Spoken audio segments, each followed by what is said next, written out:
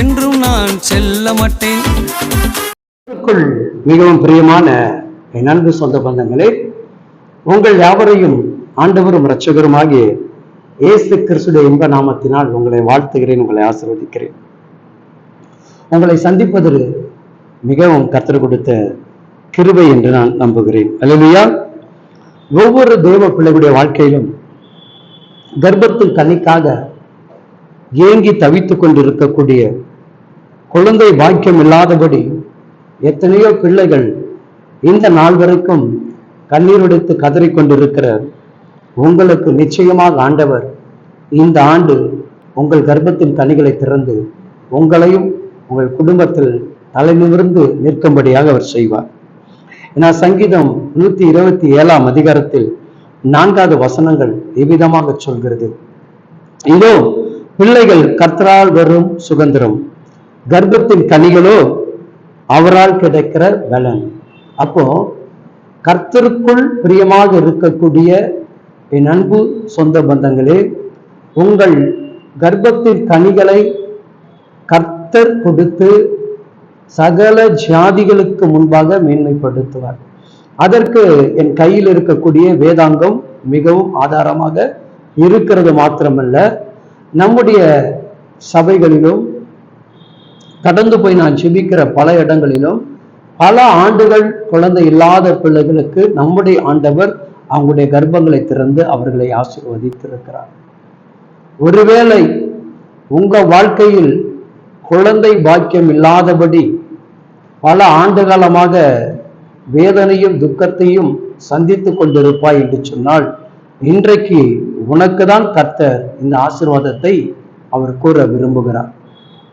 ஏனென்றால் சாராளை தெரியாத ஒரு தேவ பிள்ளைகளாலும் இருக்க முடியாது. 90 வயது நிறைந்தவள் என்று வேதம் சொல்கிறது இல்லையா? 90 வயதுல அவள் பெண்களுக்குண்டான எல்லா காரியங்களும் நின்று போனது என்று வசனங்கள் சொல்கிறது. அப்படிப்பட்ட அந்த சரீரங்களுக்குள்ளேயே என் தகப்புடைய மகிமைகள் விளங்கும் என்று சொன்னால், இன்றைக்கு உங்களுடைய சரீரத்தையும் கர்த்தர் அற்புதங்களை செய்வார். இன்னைக்கு அநேக தேவ பிள்ளைகளுடைய கர்ப்பத்தின் பக்கத்தில் நீர்க்கட்டிகள், பித்தப்பை கற்கள், இப்படி பல உபாதங்களை சந்தித்துக் கொண்டிருக்கக்கூடிய என் அன்பு சகோதரிகளே, என் அன்பு பிள்ளைகளே, நிச்சயமாக இயேசு கிறிஸ்துடைய அதிகாரமுள்ள நாமத்தினால நான் உங்களுக்கு சொல்கிறேன், உங்கள் கர்ப்பங்கள் கிறிஸ்துவினால் திறக்கப்படும். உங்கள் கர்ப்பத்தை சுற்றி இருக்கக்கூடிய சகல பலவீனங்களும் நீக்கப்படும். உங்க கர்ப்பத்துக்குண்டான ஆசீர்வாதத்தின் நீரூற்றுகளை தேவன் திறந்து கொடுப்பார். ஏன்னா நாம் ஆராதிக்கிற தேவன் அவர் ஜீவன் உள்ளவர், அவர் வாக்கு மாறாதவர். உங்களுக்கென்ற ஒரு நிச்சயமாக ஒரு தேவ மனிதர்கள் மூலமாக, எந்த திருச்சபை உங்கள் போதகர் மூலமாக இல்ல பல கூட்டங்களில் கடந்து கொண்டு அந்த கூட்டத்தின் வாயிலாக தகப்புடைய வார்த்தைகளை நீங்க என்ன பண்ணியிருக்கலாம், கேட்டிருக்கலாம். அந்த வார்த்தைகள் வெறுமையாக என்னைக்கும் போகாது. அவர்கள் மூலமாக உங்களுக்கு சொல்லப்பட்ட அந்த வார்த்தைகள் நிச்சயமாகவே அதை நிறைவேற்றப்படும். ஏனென்றால் தேவன் ஆபிரகாமுக்கு வாக்கு கொடுத்தார். அந்த வாக்கு தத்துவத்தை உறுதிப்படுத்தும்படியாக தேவ தூதர்கள் மீண்டும் ஆபிரகாமுக்கு தரிசனமானார்கள். இன்றைக்கு நான் உங்களுக்கு சொல்கிறேன், ஏற்கனவே உங்களுக்கு தேவன் வாக்கு கொடுத்திருக்கலாம், கர்ப்பத்தை திறப்பேன் என்று சொல்லி வாக்கு தத்துவத்தை கொடுத்திருக்கலாம்.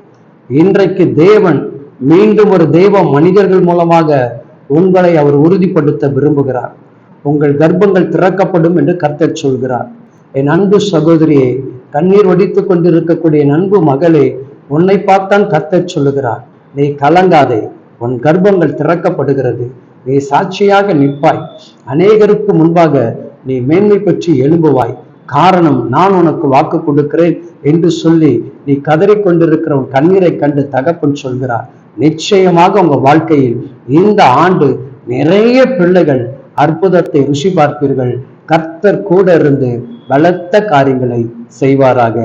ஆமென்.